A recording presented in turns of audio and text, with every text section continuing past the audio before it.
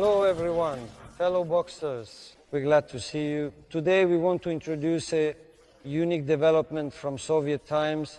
These are double bags connected together. In other words, this is already work, let's say, not at the beginner level, but at the level of candidates for Master of Sports. But beginners should watch and gradually try to repeat, because this is already some serious work.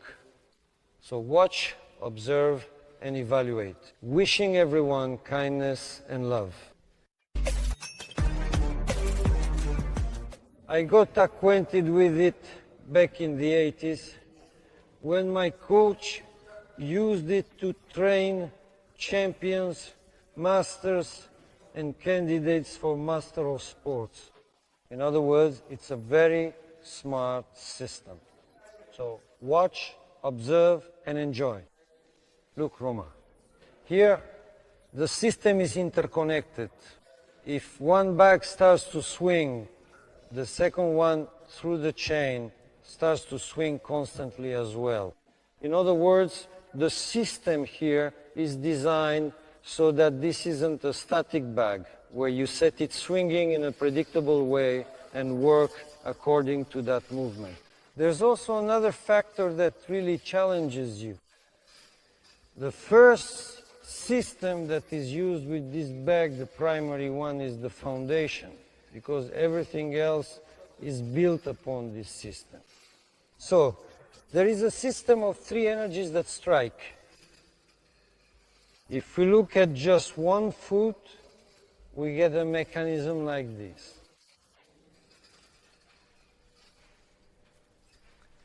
When you move right now, we're demonstrating it in place.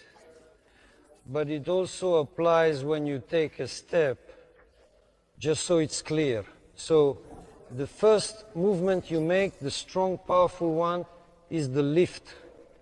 Lifting the foot is the first force you control. You can strike very powerfully on the lift, really using it to its fullest potential. The second strike you make after the lift is on the descent. So from this position as well, you can harness energy and build momentum for the second strike. In other words, you strike on the lift and you strike on the descent. And the third force is when you use rotation. Rotation can also be present in both the first and the second strikes. That is, as you lift, you can rotate to deliver the strike, twisting your hip and your leg, and accordingly your foot, using that initial burst that starts within you. After that, everything is very simple.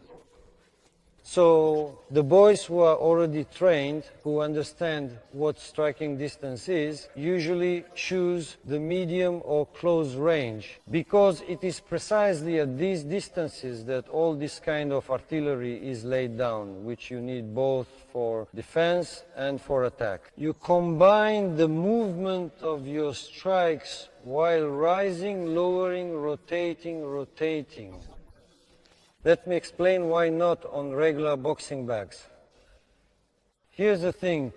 While you're standing still, the bags are constantly moving.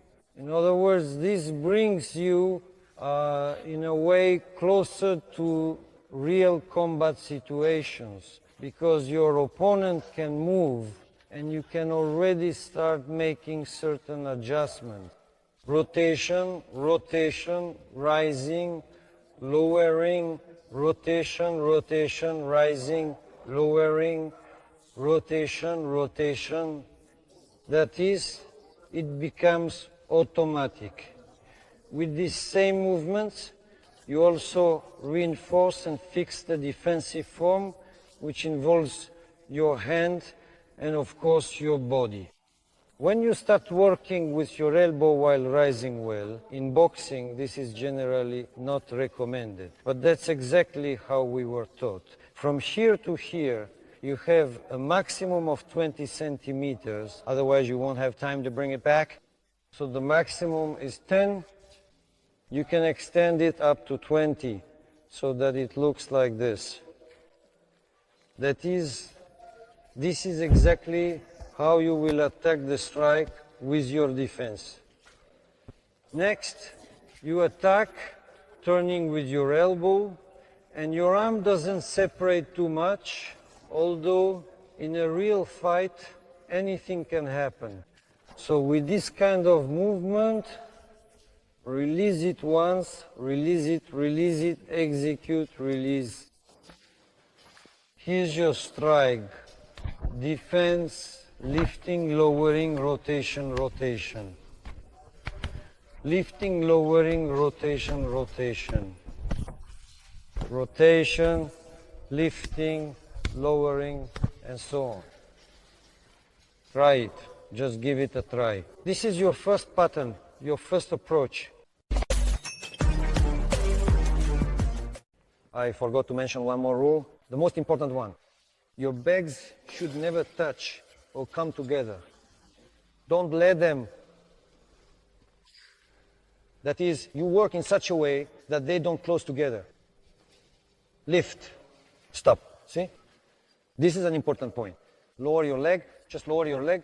Now, throw your whole body into your leg so that you get this kind of effect. And here you need to catch it with your hip. That's why I said that rotation helps you in both the first and the second case. Stop on the lift. Excellent. Don't rush. Step to the side. Watch carefully.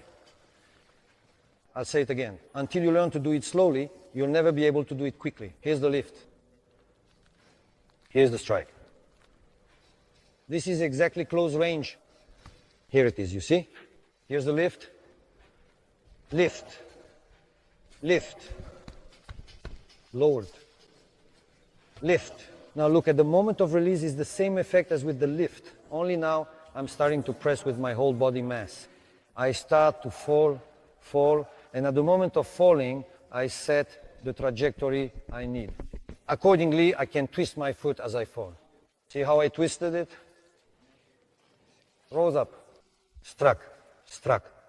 Rose up, struck, rose up. There you go. A simple scheme. One. This works for any strike. For a straight, for a hook. For any. The contacts are so precise, so firm. See how the lift, the rotation, and the lowering can make you sway? The twisting movement plus the lift, the energy is at its maximum. And you work from below as well. You can use all levels. This is what this system ultimately leads to. Rotation, lifting, and lowering.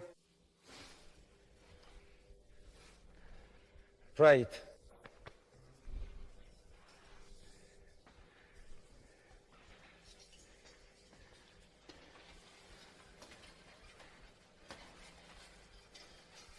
Do it slowly.